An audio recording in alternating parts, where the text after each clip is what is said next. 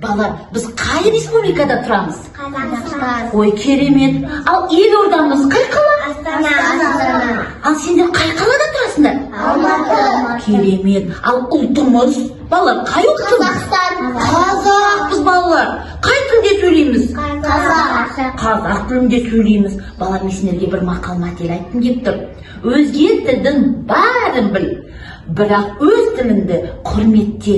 Балалар, біз өз тілімізді құрметтейміз ба? Иә. Керемет. Осы апталық бізде қазақ тілі апталығы балалар.